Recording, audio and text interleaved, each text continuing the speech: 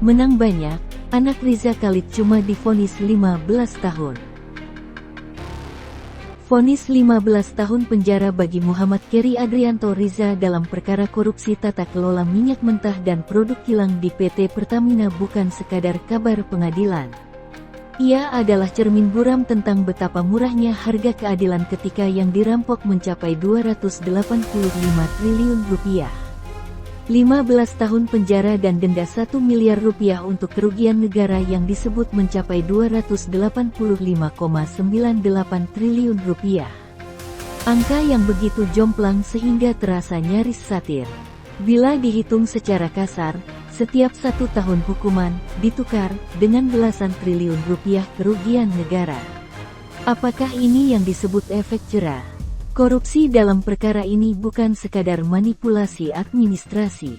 Jaksa memaparkan dugaan rekayasa ekspor-impor minyak mentah, minyak dalam negeri diekspor dengan dalih tak terserap, sementara pada saat bersamaan dilakukan impor minyak jenis serupa dengan harga lebih mahal. Penolakan penawaran minyak mentah dari KKKS yang justru lebih rendah dari harga perkiraan sendiri, HPS.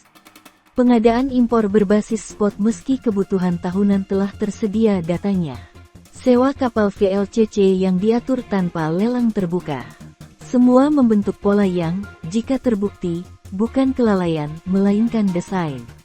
Akibatnya, kerugian keuangan negara disebut mencapai 2,73 miliar dolar Amerika Serikat dan 25,4 triliun rupiah, ditambah kerugian perekonomian negara 171 triliun rupiah akibat kemahalan harga pengadaan BBM. Totalnya sekitar 285 triliun rupiah.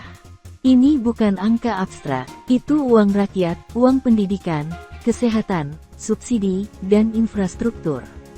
Ironisnya, di saat rakyat membayar BBM dengan harga yang terus menjadi beban, negara-negara lain menjual lebih murah.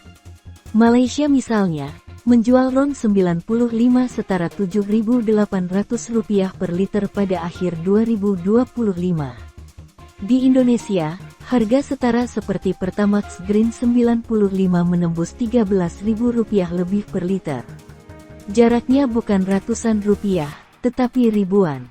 Sementara negara seperti Iran, Libya, dan Venezuela, dengan segala kompleksitas politiknya, bahkan mampu menekan harga BBM di bawah Rp1.000 per liter melalui subsidi dan kontrol produksi domestik. Kita tentu tak bisa menyederhanakan persoalan harga BBM hanya pada satu perkara korupsi. Namun, ketika tata kelola minyak mentah diduga direkayasa demi keuntungan segelintir pihak, wajar bila publik mengaitkan mahalnya harga energi dengan praktik korupsi sistemik. Rakyat menanggung akibatnya dua kali, sebagai pembayar pajak dan sebagai konsumen BBM. Korupsi adalah kejahatan luar biasa extraordinary crime. Ia merampas hak dasar rakyat, memperlebar ketimpangan, dan menggerogoti fondasi ekonomi negara. Dalam kondisi tertentu, seperti saat krisis ekonomi atau bencana, Undang-Undang Pemberantasan Tindak Pidana Korupsi bahkan membuka ruang bagi pidana mati. Pertanyaannya, jika kerugian mencapai ratusan triliun rupiah dan berdampak luas pada perekonomian nasional, apakah ini belum cukup dianggap luar biasa? Argumen hukuman mati bagi koruptor selalu memantik perdebatan HAM. Namun, bagaimana dengan hak asasi jutaan rakyat yang terampas akibat korupsi? Hak atas pendidikan layak, layanan kesehatan memadai, harga energi terjangkau. Korupsi dalam skala masif bukan lagi sekadar kejahatan kerah putih, ia adalah pengkhianatan terhadap bangsa. Vonis 15 tahun dengan pertimbangan, belum pernah dihukum, dan memiliki tanggungan keluarga, terasa seperti ironi pahit. Seolah-olah kerugian 285 triliun rupiah dapat ditawar dengan status terdakwa yang sebelumnya bersih. Jika demikian logikanya, maka pesan yang sampai kepada publik sangat sederhana, selama Anda cukup kuat secara modal dan jaringan, risiko korupsi hanyalah soal kalkulasi untung rugi.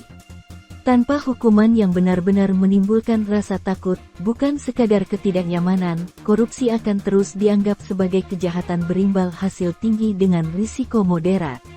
Penjara belasan tahun, remisi, fasilitas khusus, dan kemungkinan bebas bersyarat bukanlah momok bagi mereka yang sejak awal telah mengakumulasi kekayaan luar biasa. Negeri ini tidak kekurangan regulasi. Ia kekurangan ketegasan. Selama hukuman masih terasa lunak dibandingkan daya rusaknya, koruptor tidak akan jera. Publik akan terus bertanya, dengan nada getir, berapa triliun rupiah harga satu nyawa keadilan?